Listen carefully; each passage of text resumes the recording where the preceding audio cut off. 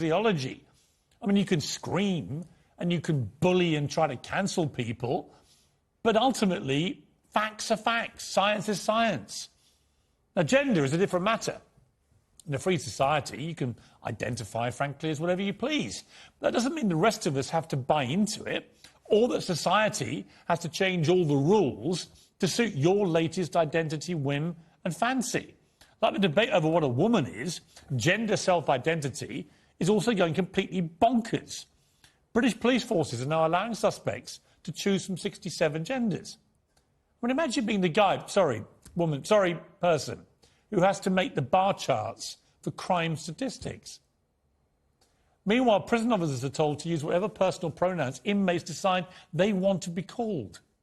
And not to be out-woked, the British Civil Service is ordering workers to recognise 100 genders, while also paying them to attend gender-neutral book clubs and celebrate Non-Binary Awareness Week. By the way, of those 100 genders, they include the following: omnigender, pangender, two-spirit, demigender, grey gender, gender void, and my favourite, gender outlaw. For the love of God, the only void is between the ears of the people who come up with this nonsense. And the only thing that needs to be outlawed is this time-wasting, absurdist nonsense at the heart of our government. I support, respect and protect trans rights, always have done. But women MPs insisting that women have penises and authorities officially recognising gender outlaws as a gender does nothing but damage those rights by making a cruel mockery of trans people who actually go through the long, difficult process of transitioning. And it's got to stop. Well, almost a week on from the horrific Texas school massacre, and there's no sign of any consensus in the embittered debate over gun rights. But as more grim details emerge, there's a rare agreement developing about one thing: the gutless Uvalde police failed these children. We now know that 19 armed police officers were inside Robb Elementary School during the 78 minutes that the shooter, Salvador Ramos, unleashed his hellish murderous rampage. That's one officer for each of the children who were killed. 8 desperate calls, 8, were made to 911 by kids inside the classroom on their cell phones before the police finally went in. It's better that I read it than you listen to it. Identified herself and whispered she's in room 112. At 12:10, she called back in room 12, advised there are multiple dead. At approximately 12:43 and 12:47, she asked 911 to please send the police now. At 12:46, she said that she could hear the police next door. At 12:50, shots are fired. They could be heard over the 911 call. And at 12:51, it's very loud and sounds like the officers are moving children out of the room. Isn't this unbelievable? Kids in the classroom who'd seen some of their fellow students being murdered were calling 911 to tell the police, who were standing outside with guns, what was going on. And for minute after minute after minute, those police did nothing until it was all too late. We've been told that they were waiting for keys, for tactical equipment, for orders from their boss. We're also told in their apparent defence that apparently they could have been shot at and killed. Well, yes, they could, but that's actually their duty. It's literally what they signed up for, to protect the public. After the Columbine High School massacre in 1999, where 13 people were shot dead as police waited outside for an hour, cops were ordered after that to prioritise the safety of people under threat, not themselves. Police in Uvalde were briefed on this as recently as March. They were specifically told officers' first priority is to move in and confront the attacker. But they didn't. Not one of those armed police chose to confront the shooter before it was too late. As a result of their shocking collective cowardice, 19 children and 2 teachers are now dead. Shame on them.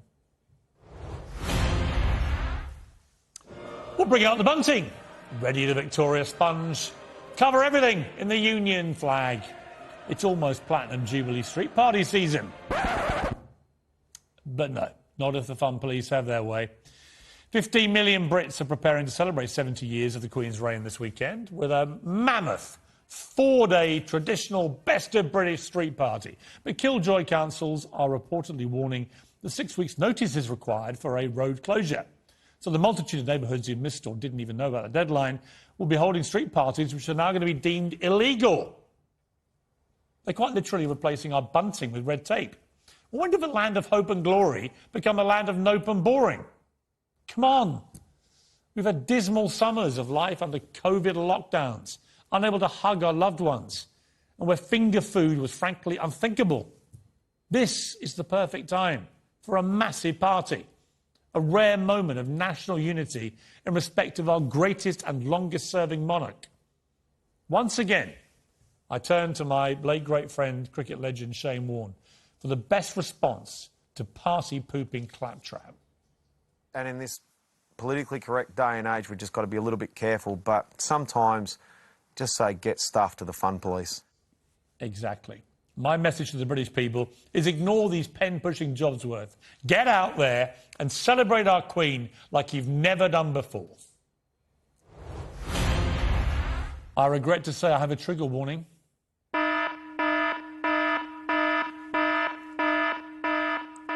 Well, the following clip contains scenes of unbridled masculinity.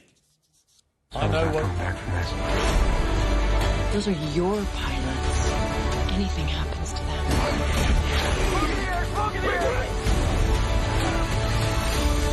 You'll never forgive yourself. No turning back now. Come on! Jeez! Having any fun yet?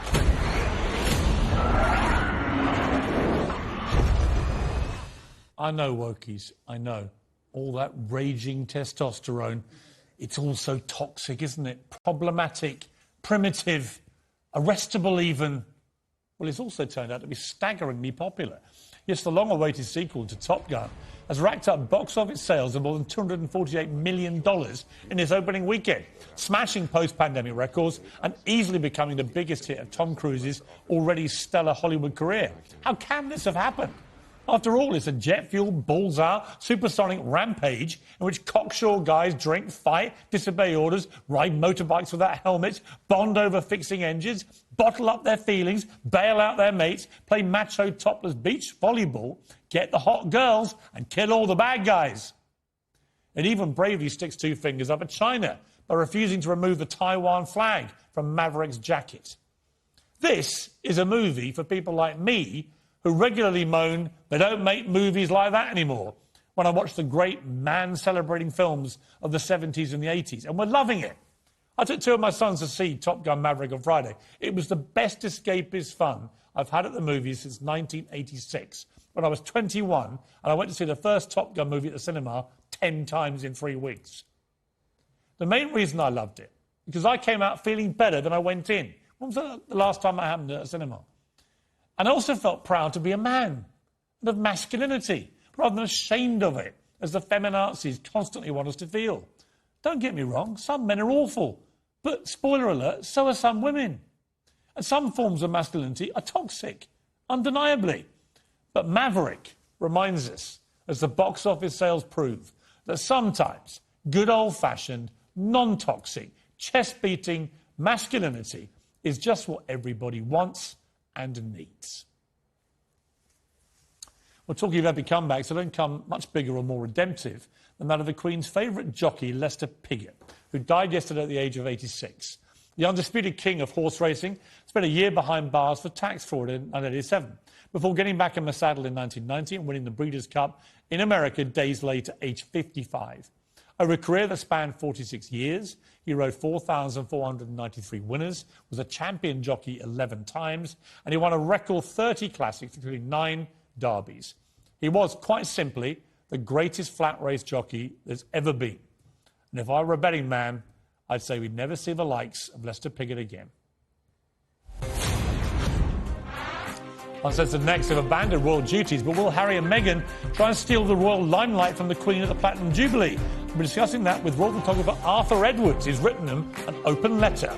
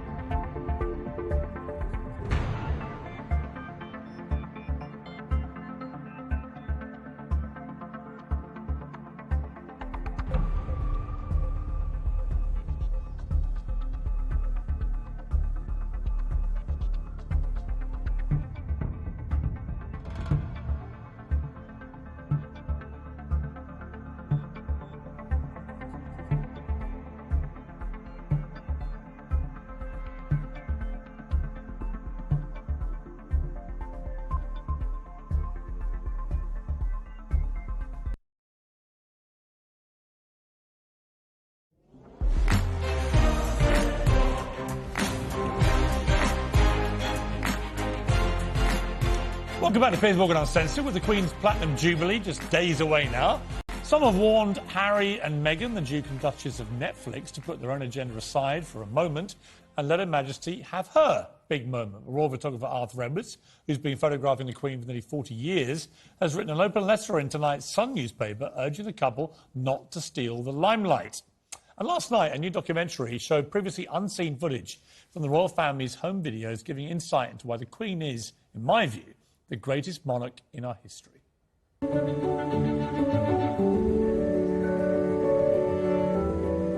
I remember my own lifelong commitment, made in 1947 at the age of 21. I declare before you all that my whole life, whether it be long or short, shall be devoted to your service and to the service of our great imperial family to which we all belong. I know that your support will be unfailingly given. God help me to make good my vow, and God bless all of you who are willing to share in it. Although that vow was made in my salad days when I was green in judgment, I do not regret nor retract one word of it. Well, I'm joined now by the Sun's royal photographer Arthur Edwards and royal editor of Vanity Fair, Katie Nicholl, along with playwright and novelist Bonnie Greer. Well, welcome to all of you. Arthur, great to have you here. I feel like in Platinum Jubilee week, it's almost like having the Queen pay me a visit. So, welcome. Thanks, Piers. Yeah. You've written a piece about Meghan and Harry. I'm going to come to in a moment. I wanted to start, though, by talking about this remarkable BBC documentary last night, because I honestly think it was the best royal documentary I've ever watched. And me too. I thought it was fantastic. And the king, I mean, the way he was playing with his grandchildren, I mean, that man was always considered like to be a stutterer and very, didn't want the job. But my God, he came across as a fantastic. And of course, the Duke of Edinburgh, absolutely the slide on the royal yacht with the kids. I mean, it was unbelievable. And the Queen shot a lot of that footage herself. Well, that was the great thing, wasn't it, Katie? Was that this footage was raw footage taken by the royals of themselves. These were family home videos, which we've never really seen. You haven't, and you got to really see them as a family. I think it dispelled so many of the myths about the Queen, actually. She's so often seen, certainly in those early days, of a mother who was quite aloof. Well, she was full of love for her children. There was nothing staged for the cameras. And it was wonderful to see her and the young Princess Margaret interacting and playing. And obviously they... I love Margaret and the Queen together interacting, even when they were very young and then teenagers and then a bit later. Real little thespians. They obviously had a very close, sort of quite mischievous relationship with each other, right? Yeah, and I think you got to see that dynamic of what they called we four.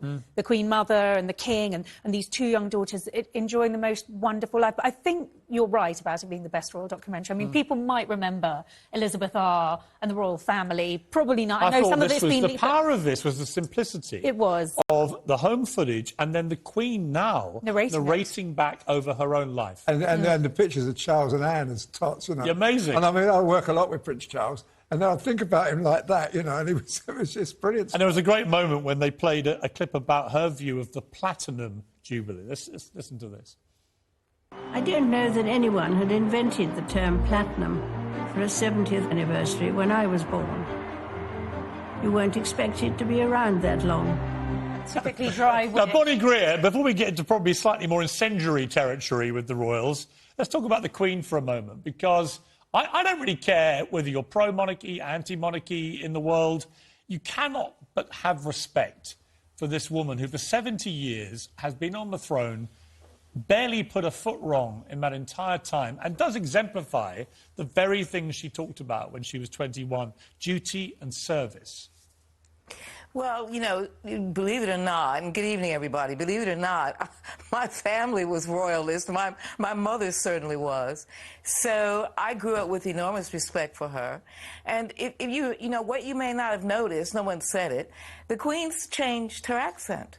She doesn't talk the way she did as a child. She's got less posh. I agree. So exactly, that's my point. But my next point is that times have changed, and we need to change too, because she certainly has. Well, I think that's a very good point. And Arthur, I think the whole future of the monarchy, when the Queen, sadly, the day comes when she's eventually not with us, is going to be a very, very crucial one. Very difficult. Not just for Britain, but for the world, isn't it? It is indeed. And Prince Charles has got a tough job, in fact, to keep it online and going. And of course, you know, many of the countries where the Queen is head of state will pull out. You know, I mean, I think certainly Australia will, maybe New Zealand, perhaps Canada, but it's going to be a change.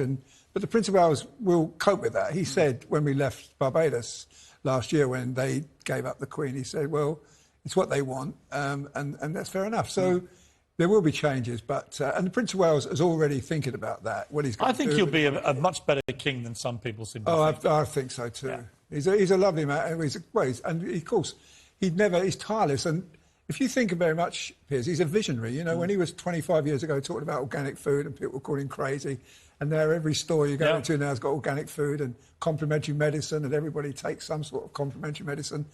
And so, you know, he's a visionary, and I've followed him. And when I started doing this job, I didn't care less about what I was doing, just get pictures of anything. But slowly listening to him, the way he presented his speeches and the way he asked the people in Brazil and Malaysia not to rip up the rainforests and you know, the plastic in the sea, he fights for that. Yeah, he does, and he's been ahead of his time on a number of these things.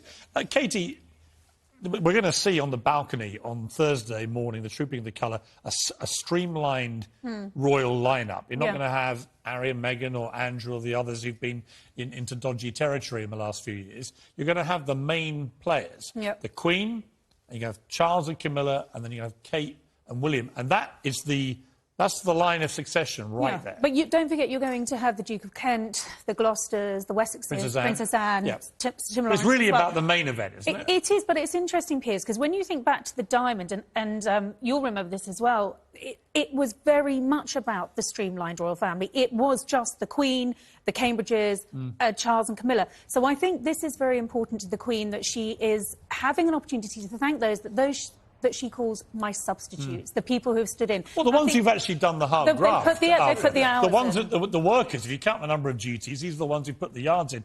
Two who won't be on the balcony but are coming in are Meghan and Harry. You've written a pretty robust and direct letter to them in tonight's Sun, in which you basically plead with them not to try and steal the limelight from the Queen. Yeah, because if they publish a picture when the Queen meets Lilibet, that will wipe everything else out. You know, that's what I'm thinking. You know, I was talking to the editor tonight and saying that picture will just scream in, and everything the Queen's trying to achieve with this, you know, doing her very best to make appearances, and it will just go to pieces. And I just hope she doesn't turn up with a photographer to do that and put it out. And I don't think the Queen would allow it anyway. How damaging have they been, those two, with their antics? I mean, I have a view that people know, but what do you think? Well, the Oprah Winfrey interview was the thing that turned me off them immediately, because some of the lies in that were told, some of the untruths and misleading statements, certainly about Archie's colour, Archie's skin, you know. I mean, when that remark was made, it wasn't even engaged, it wasn't even talking about having a child, but the way it came across in the interview, it looked like it had been discussed while she was pregnant. I mean, of course it wasn't. And then talking to people of mixed race, they say to me, they discuss if they were having a baby, what the colour, or if they, a Chinese couple I know, a lady married to a Chinese lady, they discuss it, would they have my eyes? And, I think it all depends on the context, and we've never been told the context. Bonnie, I know that you're a supporter of Meghan and Harry. My views are well known. Arthur shares those views about this. I felt from that interview onwards, they've been on a very strange journey where, for a couple that left the country for privacy, they've never stopped doing media stuff. For a couple who trash the monarchy and the institution, they keep using their royal titles to commercially benefit themselves to the tune of tens of millions of dollars. So I'm pretty cynical about what they've done. You think I'm wrong? Well, you know, no, you're not wrong to be, if you want to be cynical. But I think what we're forgetting here is that this family is probably one of the most resilient PR exercises of at least the 20th century. Remember, they pulled off one of the biggest brand coups of the 20th century by changing their name from a German name to the name of their residence. They also pulled off another coup when around the funeral of the Princess of Wales. I mean, they've been changing all the time while giving people the illusion that they haven't. I mean, they're absolutely brilliant, and this will be handled too. I mean, I don't know why people are freaking out so much about this. This family exists and survives because it can adapt. And it's too bad that the people who support them don't know how to do that themselves. Yeah, I mean, I think, Arthur, if you go back over your time covering the royals, 4 decades, there have been a lot of big royal scandals. I mean, we feel like, because of social media, the Meghan and Harry antics and Prince Andrew and so on have been really big. But there have been, as we know from that documentary last night, the abdication of a king over a love affair. I know. Probably dwarfs any of this stuff. That's right. And they went on to live in America, but they never dumped on the royal family, not once. They never did, did they? Well, there were a fair few cashing-ins of being their royal. But we are now with American... I hate to say this for Bonnie here, but, you know, we are with American women now 2 for 2. Yeah. Right? We've had 2 of them come here, hang on, marry Piers, let me say something. Yes. No, they didn't come. They got married into the royal family, and it's true. That family, the Duke of Windsor and the Duchess of Windsor, cashed in. It is not even a comparison to what Meghan and Harry are doing. Well, the point we were making was not about cashing in. They were paid to go to nightclubs. They had all kinds of things. Yeah, come on. The royal. I don't think what they never did, Arthur said, which is true, they never attacked the royal family in public. And I would have no problem. I've got no problem with Meghan and Harry. If Meghan and Harry gave up their titles and just lived off being Meghan and Harry celebrities Piers, and stopped attacking the institution. You're forgetting one thing.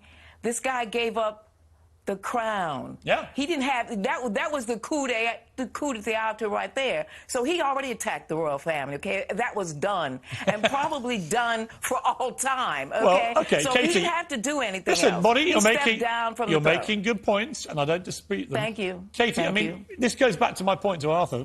We have gone through, centuries of royal scandal. I mean, imagine if social media had been around with Henry VIII, right? Beheading his wives. I mean, it's all relative. It's all relative, but I think it's the way the Queen has weathered these storms. I mean, look at the death of Diana and the way that almost, saw the tide really nearly turn against the Queen. She reined that back in. I spoke to someone for my new book who said to me, and this excellent was so book, by the way, The New Royals. Very good read. This was so important. He said to me, the Queen has the most remarkable capacity for forgiveness. And I think that's what you're going to see with the Sussexes. She wants this Jubilee to be about her family. Bonnie, come in. I've met the Queen a couple of times, and I'll tell you one occasion I met her, which I thought was extraordinary. This was the reopening of Windsor Castle. Okay, this place had burned down. There were people in there smoking. Now, if that was my house, I would have said, hold it, cut it out. My place is already burned down. You people are lighting up cigarettes. That was when we were allowed, people were allowed to do that. She walks in, she walks around. You can't talk to her. You have to be taken over to her, and then she deigns to speak. Walking through people's smoke, everything, cool as a cucumber. Yeah. I wouldn't worry about her at all. I mean, nothing flusters the Queen, certainly not in public. So. I don't think so. I wanted to show you a picture. This is Stonehenge, which they lit up with 8 images beamed onto Stonehenge of the Queen through the years. I thought this was a wonderful idea, didn't you? Yeah, I did too. But I've had a print made today, one of my favourite pictures of the Queen. I'm going to put up in the window of my house tonight. I'm so excited about it. Yeah. Everywhere, it's... What's your favourite memory of the Queen, personally? Oh, personally, well, when she gave me my MBE, when she said, I can't believe I'm giving you this, she said as she gave it to me, and then she said, how long have you been coming down here to photograph me? I said, I was 20 years ago. I said, 27 years, ma'am. She said, oh, well, let's have our picture taken together. Oh, that was really lovely. Amazing. Yeah.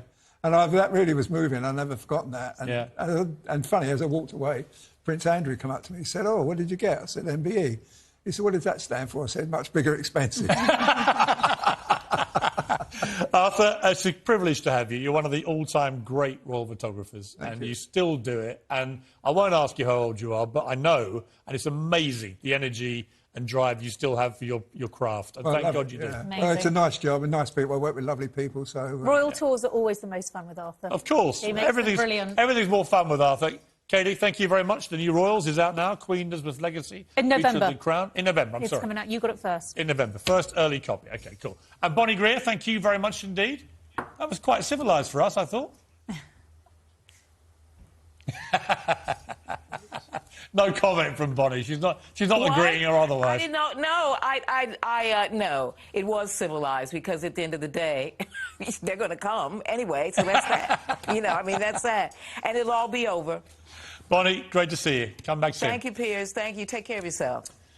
Uncensored next. New testimonies shed light on the police response to the Texas school massacre. Should they have done more?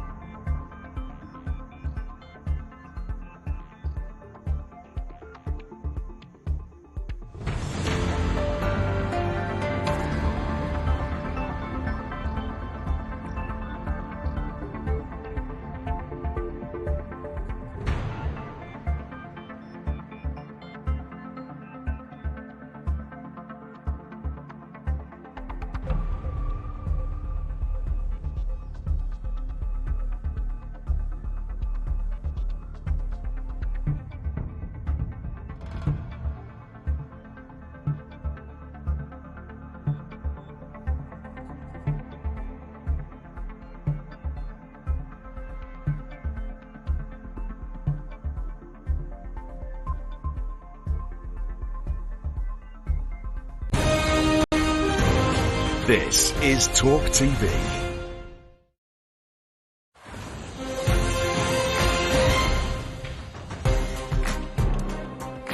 Well, there's fresh scrutiny for police in Uvalde, Texas, as a 911 dispatch call appears to confirm officers were told the gunman was in a room full of victims as they stood outside. Do you have a child online? Child is, as I advised me he is in a room full of victims at this moment. Well, Lydia Morales, along with her mother Monica, cared for many of the victims at their daycare centre when they were just toddlers.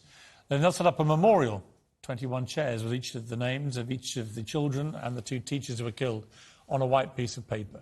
And Lydia joins me now. Lydia, thank you so much for joining me. I really appreciate it. I can't even imagine what it must be like for all of you connected with this school and these poor children who were murdered. You had, I think, over 10 of these kids come through your daycare centre. When you first heard what had happened, what were your feelings? I was really in shock. I didn't think this could happen, especially to a small community. When we actually heard what was going on, we locked down our daycare center just to ensure the safety, just because there was a lot of commotion going on, especially because our daycare is actually located by, if I'm not mistaken, it's Dalton Elementary. So there was just a lot of commotion going on at that time. And so, you know, just for safety protocol, we locked down our daycare center and hoping that we kept the safety for everybody. It must have been agonising for you to discover that so many of the children who'd been at your daycare centre had actually been killed.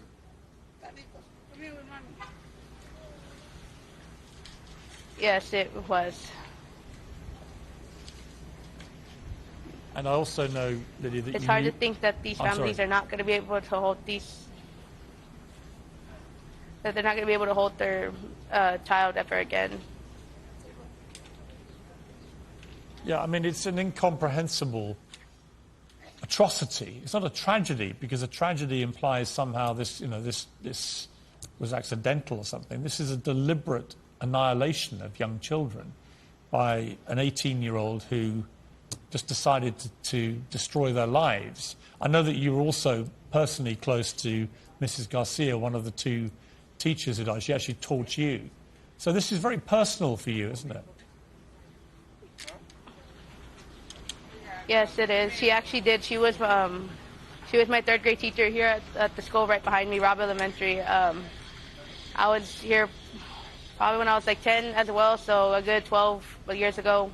I walked these same halls that the tragedy took place. Lydia, what is your feeling? There's a huge debate raging now about guns, about mental health, about all sorts of issues which may have contributed to this. What is the feeling, do you think, of the community about what's happened here? I think a lot of it needs to change, at least with the gun violence. It needs to change, and mental health needs to be taken seriously, and not just as a walk-in talk thing. It needs to be where you need to sit down with that person, talk about what's going on with them, talk about their past history, especially even now more so with the tragedy that took place here. I mean, there's always been a debate after all of these massacres in America about gun control, you know, taking some guns away from certain types of people. It does seem strange to us here in the UK, for example, that an 18-year-old can't buy a beer until they're 21, but they can buy a semi-automatic rifle. Do you think that something like that ought to change, that kids, young people, teenagers should not be able to get these kind of guns? I do believe something does need to change because, like you were saying, how your laws are different from here from the United States. Here they could buy a beer at 21, but they could buy legal guns and stuff at 18 years old. It just doesn't seem right, especially even now more so that this tragedy took place that involved, you know, guns taking the life of 21 people. You've done this wonderful little tribute of these chairs. What was it that made you want to do that in particular? We just wanted to show our support for the community, especially during this tragic time, especially for the families. I noticed right now, too, we have more people putting out bears, they're putting flowers, they're putting the little rocks that have messages and stuff in hopes that with all this stuff, we will be able to give it to their families as a, you know, as a reminder that we're all here together in Uvalde and we're standing strong for one another. And Lydia, is there anger amongst the local community about the way the police conducted themselves? There's a big debate now that there were 19 police with guns in the school and they didn't go in for over an hour.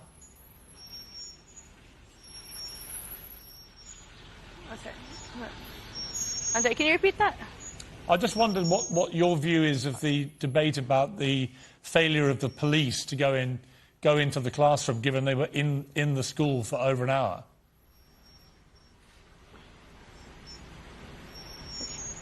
I do believe there is some anger around the community, but at the same time, you know, everybody's trying to hold together, at least to be strong for the families of these lives that were taken. Yeah, I completely understand. Lydia, thank you so much for joining me. It's just unbearable to think what has happened there, and the fact that you knew 10 of these children who'd come through your day centre, the fact you used to be taught by one of the teachers who died, it must be particularly unbearable for you, and I'm incredibly grateful to you for taking the time to talk to us tonight. Yeah, thank you. Beyond comprehension, but I'm joined now by Chris Grolneck. He's a retired police officer, an active shooter prevention expert, and Fox Nation host Tommy Lehrer. Welcome to both of you. Let me start with you, Chris, if I may. You're a specialist in this very kind of scenario. You know, I wrote a column for the New York Post yesterday, just lambasting what happened here as, I'm afraid, cowardice. I mean, the idea that 19 armed police were in that school for over an hour and didn't go into that classroom is, to me, unconscionable. Yeah, thank you for having me, Piers, and hello, Tommy. Great to see you again. For this tragedy, I wish we weren't speaking about this. However, what we've seen is we've spent about $10 million since Sandy Hook on training approximately 140,000 police on response tactics of how to respond to an active shooter. And we see, after a similar Pulse, Parkland, Uvalde, and there's several others, they're not responding appropriately. And there's no excuse for this one. And I have, you know, I'm not just speaking out of my mouth. I've been in an active shooter in real time as a policeman, where somebody just decides they're going to start shooting at you, and they attack you, and you have no call, so you have to react. This is different. Domestic soil. Well, these are children, and I don't really speak about children, but there's a message to be evangelized here, and that is we have to change a lot, not just a binary choice of guns or mental health. We have to evaluate the whole spectrum and decide who we're talking to. Right. I mean, I think, Tommy, you know, you and I have talked about guns before. I don't want to re-legislate that debate. What strikes me about this particular 2-week period, you've had the mass shooting in Buffalo, where 10 black people were murdered by a white supremacist in a supermarket. You've now had 19 children annihilated in their classroom, exactly the same as what happened in Sandy Hook 10 years ago. And we know nothing got changed. And it's not as simple as saying, take all the guns away. There are too many guns in America to do that. And also there is a constitutional right, which I know a lot of Americans feel strongly about their right to bear arms. And we just don't have that kind of issue here. So I'm not going to legislate that with you. I'm just curious, you know, what can be done here? The normal response from the pro-gun lobby is, well, you need to have more guns so that good guys with guns can stop it. But we had 19 supposedly good guys with guns in the school hallway doing nothing. So that can't be the answer. Well, I think that we have to look at this situation apart from other situations where law enforcement did fail here. And I am a big advocate and supporter of law enforcement, but we have to take a look at the situation. There's going to be an investigation, and the people of that community and the people of the world deserve to know what happened, what lapse in communication occurred there, and what went so wrong. Going back to the discussion about guns, what we do to address this issue, it is an issue of mental health as well, and I'll speak to that in a moment. But I would also say this, when we're talking about our constitutional rights, making law-abiding citizens helpless and outgunned does not make evil people any less harmful. So that is a discussion that needs to be had, but also mental health. When you look at individuals like this, there is a common thread and pattern. These individuals are on social media platforms, on different chat rooms, torturing animals, abusing animals, talking about violence, talking about how they want to harm people. Why is there not a mechanism to report this? The world is watching these individuals promise to do harm, and nothing is done, and nothing is said. Tommy, and Piers, I would also say... Yeah, I would say, look, I agree there are a number of things at play here. Mental health is clearly a massive problem. These are evil, twisted people, and they all seem to be getting younger and younger, and it's incredibly worrying. I know that the Sandy Hook shooter, for example, and this shooter both had a weird obsession with Call of Duty, which is a video game where you play a lone shooter. Right? Is there no connection between that and mental illness and the ready availability of guns? I'm sure there is a connection. There are lots of things going on here, but I think the rest of the world looks at these incidents in America happening time and time again and just wonders whether anything will actually be done about guns themselves. And what do you think the answer is? I mean, when I asked the lady earlier, you know, this guy couldn't buy a beer till he was 21. Americans accept that. They accept that. They accept regulation when they drive cars, which can be dangerous. But why was he able to get a semi-automatic rifle? May I just interject on one thing, Piers? Because I do think it's a simple question. Chris wants to jump in as well. Okay, Chris, yeah. I apologize. So we know that 100% of active shooters and mass killers share a common trait out of a number of common traits. The problem with that benchmark is me and you share at least one of those traits. Maybe we've been wronged in our whole life. Maybe we had whatever the problem is. So if we throw that metric out and we look at one statistic that the FBI has put out in 21 years, 47.3% of active shooters telegraph that they're going to be active shooters, and yet they still legally purchase firearms. Right. That's where I tell you, I am agreeing. I think if I could jump in, Chris, I think the lack of proper red flag spotting. You know, every single time stuff comes out about these shooters, you think, well, why didn't that get picked up? Why wasn't that shown on their background check when they go and get these guns legally? But, Tommy, you wanted to answer before Chris stepped in there. Yes.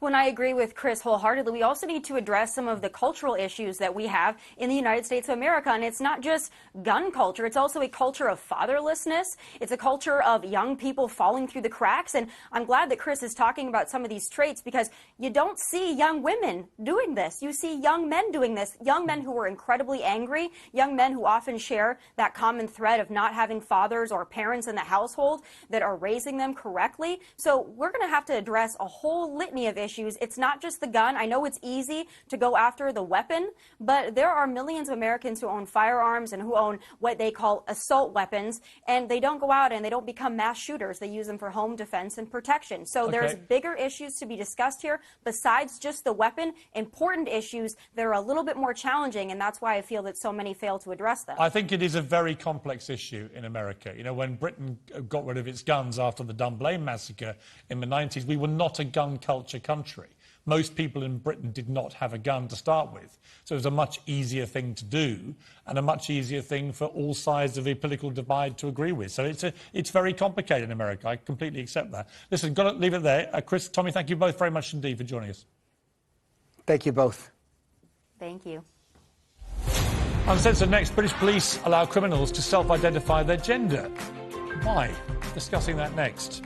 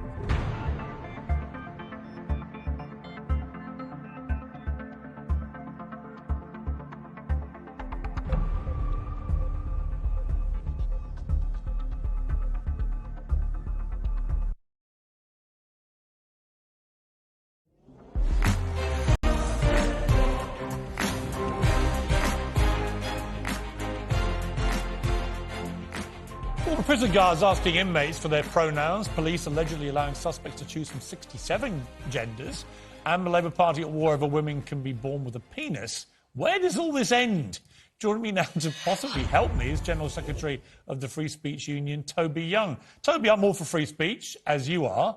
But a lot of people are taking this gender identity debate and the issue whether women have penises to what I now view as absurd levels. I thought you were going to say absurd lengths, Piers.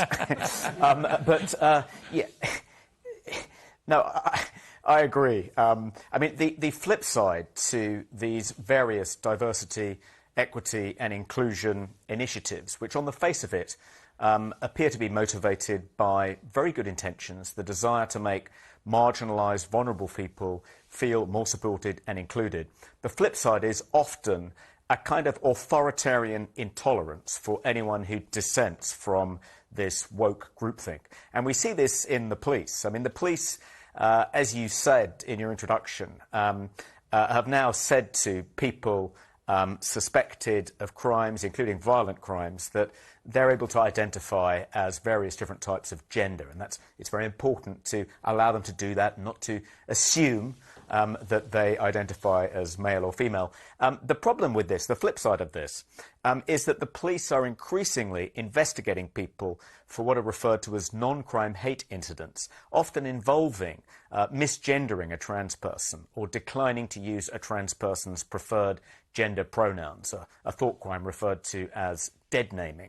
And the Free Speech Union is increasingly contacted by people who are being investigated by the police for allegedly having committed a non-crime. Someone has complained about something they've said or done which doesn't meet the threshold of being a criminal offence, but the police feel obliged to investigate it anyway, and when they've concluded their investigation, they record it as a non-crime. And that can show up if you apply for a job working with vulnerable people and someone does an enhanced criminal records check, that can show up on your criminal record, the fact that you haven't committed a crime. You may think that this can't be going on at scale. I think, Toby, I think the thing is, I think you can identify as what the hell you like. What you can't do is question biology, as far as I'm concerned. You're born a man or woman. It's just a biological fact. But secondly, on gender self-identity, there's over hundreds of genders for the British Civil Service, many of which sound utterly ridiculous. Now, you can call yourself what you like, I don't care. But the moment that government bodies start to say these terms have to be used, I just think they've lost the plot. It's like society doesn't have to change completely to come round to the whims and fancies of people who decide they want to be called, you know, gender whatever. It's like, I don't think that's right in a society. Yeah, I mean, I think that the real difficulty with the civil service embracing gender ideology to the extent that it has is that it's effectively taking sides in what is a politically contentious ongoing public debate. You know, there is an ongoing debate between trans rights activists and gender critical feminists about things like should trans women be admitted to women's prisons, should they be able to participate in women's sports, should we refer to women and mothers as birthing people. And you know, this debate has far from been resolved, but it's as though the civil service has decided they're on the side of the trans rights activists and woe betide any employee and if you try and defy it, you are somehow the problem. Toby, I'm going to leave it there. Great conversation. Please come back again because this is not going to go away. If anything, it's going to get worse. So I look forward to speaking to you about it again as we deteriorate down into a further woke abyss. Thank you for joining me, Toby Young. Thanks, Piers. Well, we started with women's anatomy and we're going to end with it.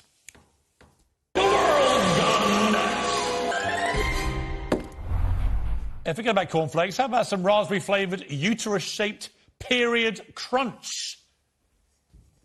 Feminine Care brand Intimina has created a dyed red womb-themed cereal to encourage families to discuss menstruation at the breakfast table. What a cracking idea. Nothing I'd like to do more in the morning with my children than eat some cereal uteruses.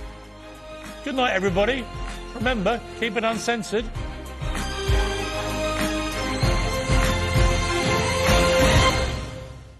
What gets too